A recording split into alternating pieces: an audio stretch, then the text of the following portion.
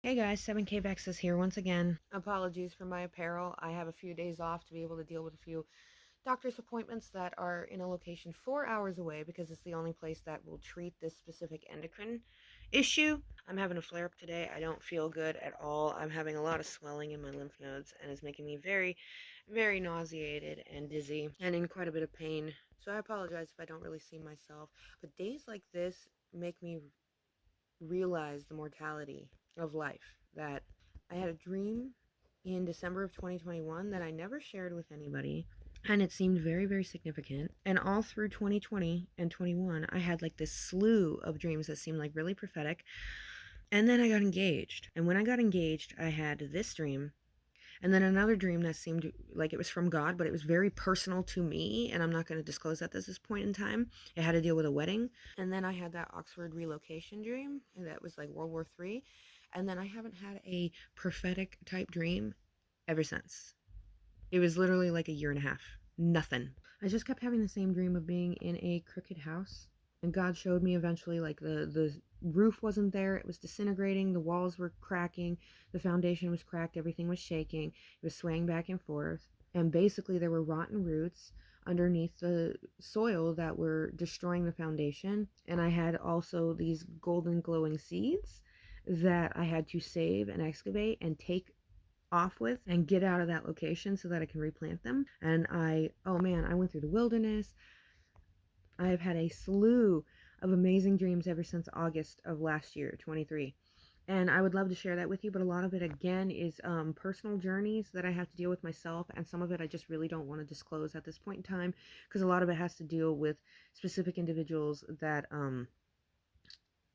I just don't want to talk about right now. It's not the right time for that. But I feel led to tell this dream that I had, which was like one of the last prophetic dreams I had before I wound up stuck in this place in my dreams. I've had like 3 things pop up to me in the last couple of weeks to confirm that I needed to speak about this. And with the current health issues that have been going on with myself, and unfortunately, the horrible health issues that have been going on with my mom right now, please pray for her. She's an active liver failure and she doesn't really have anyone to talk to about it and feels kind of embarrassed about it. So just please pray for her. And with the thyroid thing going on, the sheer amount of lymph nodes that I have in my neck and head and in my chest and my clavicle that are really swollen to the point where it's getting hard to breathe and catch my breath. It's hard to swallow and turn my head.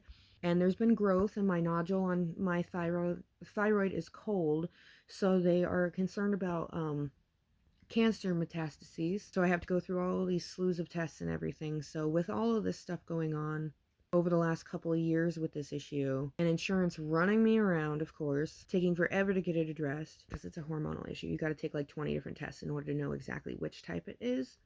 And with all this going on, it's making me realize that we don't always have tomorrow.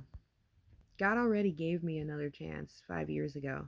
And out of an old fear and the sheer reality that I've had to process a lot of this stuff again, stuff I thought I was done with, I've put off telling a lot of people about my testimony. I got married, I focused on my marriage, I focused on my health, on my job, on my writing for God, and I got to a point where I started to forget to tell people about this dream. And now I feel like I need to, especially the confirmation I just got. I talked to a few friends in Christ and they had had some dreams that were kind of similar to this recently. And then another YouTuber on here, he had a video from some sort of event where they displayed this kind of mechanical person with a head and a dome that was almost like exactly like what I had seen in my dream. And now one of my husband's friends brought this magazine over to give to a family member, and the guy on the cover looks almost just like this. So like I'm feeling more and more pressed every day to tell people about this. So oh my god, this is like, Lord, this is like the 15th time I have seen 411 in the last hour alone.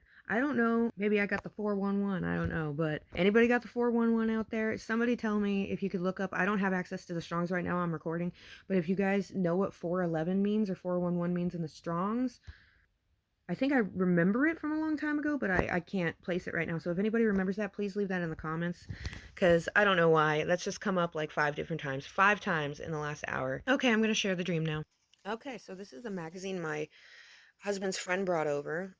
And it's got this like samurai looking dude with these horns that's like an Iron Man machine. And inside of it, it's got this little gizmo looking guy living in there, controlling the whole thing. And then this little weird thing in the arm, too. And with the glowing blue, man. Okay, so December 21, I had this dream. Okay, I gotta pray about this. If you guys don't like it, I don't care. Click off. Jesus, thank you for what you've done today. Thank you for what you've done for everybody. Please have this get to the people that it needs to get to. I feel like this is gonna help somebody. I know this is gonna help somebody. You've pushed this on me for the last 3 years, and I haven't done it, and I feel more prompted every day. So, I'm doing it now. I'm finally having the courage. Whatever meaning or interpretation is supposed to come out of this, I know we all have different puzzle pieces to your giant puzzle that you have going on with this thing we call life. Um, Please just bring it to the people that it needs to go to in order to be able to interpret it the way that you need it to be interpreted. Um, in your name, Jesus, I really pray over this message. May you bless this message. May you bless every word that comes out of my mouth so that it only comes out the way that you wanted it to become out, to come out.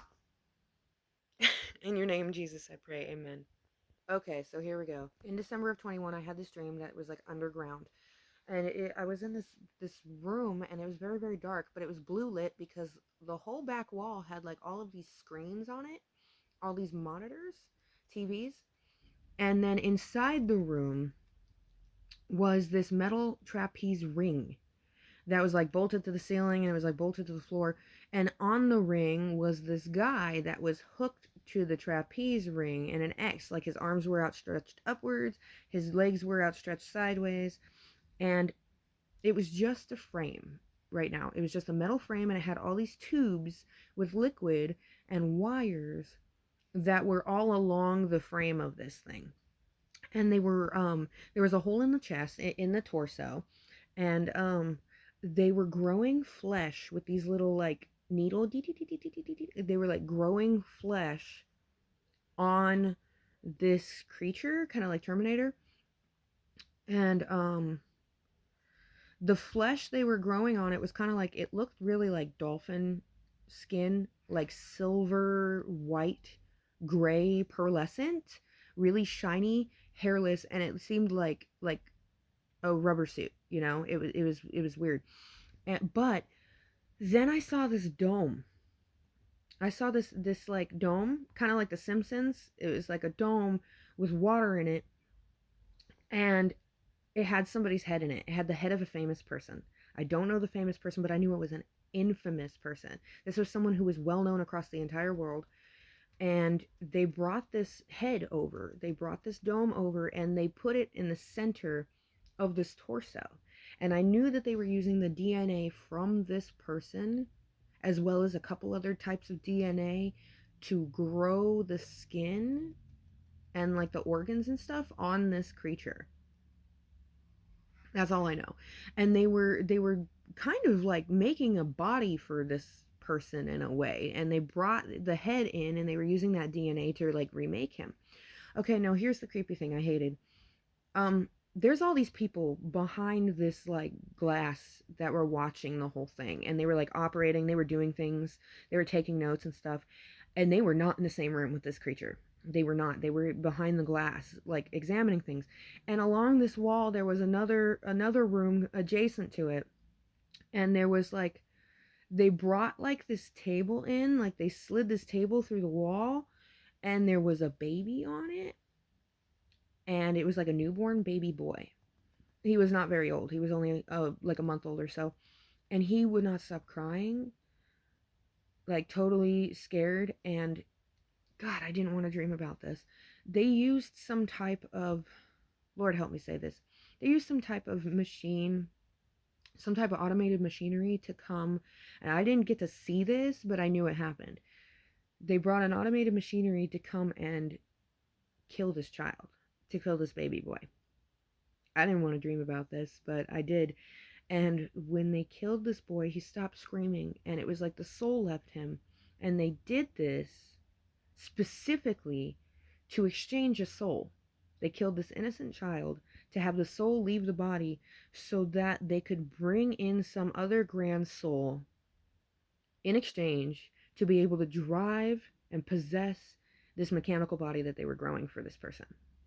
They needed the soul. I don't know if it was the soul of this guy, or if it was a grand evil soul, or the Antichrist, or if they were trying to grow Christ. I don't know what they were doing, but they needed this.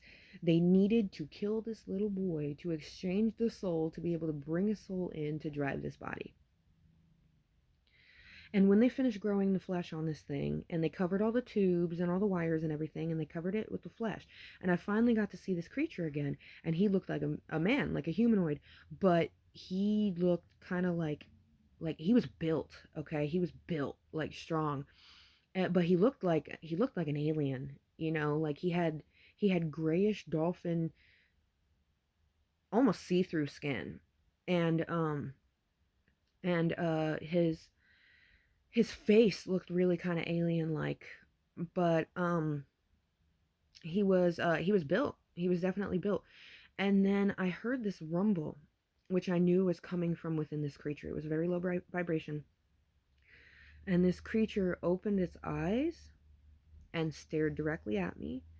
And its eyes were this glowing blue, like a computer blue, and they were almond shaped, like aliens. And they were huge, but they were also kind of slanted. Like they were a little thinner, but they were definitely like alien almond shaped. And this thing stared into my soul and had this grumble growl that was kind of like a like it was laughing, like kind of like lions or tigers when they go and they chitter and they make that little vibrating in here.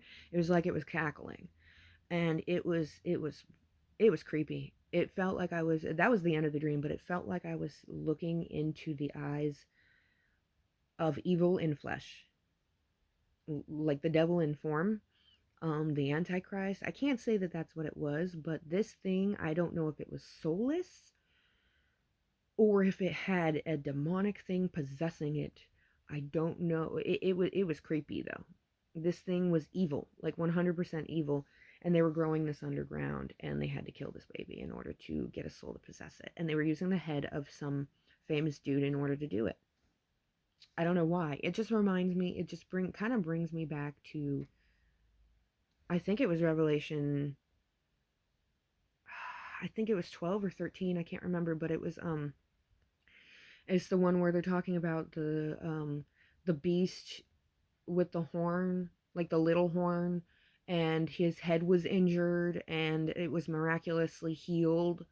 I don't know. I can't say that that has anything to do with it, but it just kind of hit me. And I feel like I needed to tell you guys about it because it's been pressing on me for 3 years and I haven't done it. And I've had nothing but 8 months of personal spiritual growth and breaking off old soul ties and trying to make sure I'm closing doors that were left open, not just for me, but for other people, even from 20 years ago, and things that I need to pray for them and break those things. So I've had a lot of personal work to do. And now I finally felt confident enough to just go like, you know what? Who cares? I don't care what people think. I don't know if I have tomorrow. I don't know if my mom has tomorrow, being honest with you. So I'm okay with whatever happens. I just have to be truthful and be honest and tell my story with full forgiveness because I know that this will help somebody. I don't know who it's supposed to go to, but I wish you guys luck and I bless you guys. And I want to thank you. I just want to thank you for being there. And there's going to be a lot of things deceiving us. There's going to be a lot of great deception coming where everything that was true will be made to be a lie and everything that's a lie will be made to be true. And that's already, like, we've seen that many times before in history, especially the last 4 years, and we can't allow that to happen. And God has his plan. There's really not a whole lot you can do to try and stop him. You don't want to do that. You just want to work your own garden, work your own yard. Take care of your own business. And if you see your neighbors struggling, if you see people struggling, help them out too, man. You might be healed, but you never know how your decisions and your actions affected someone 20, 30 years ago, and that they might still be stuck in a horrible cycle because of something that you had done, a doorway that you had opened. And so that's what I've been spending the last, like, 8 months, 9 months working on. It's been hard, but no good journey is worth it without the struggle. Like in the movie Parenthood, a life that's a roller coaster is so much more fun than a life that is a merry-go-round. It's unpredictable, but it's worth it. I wish you guys luck. I pray for you. I gotta go. Love you. Have a good day.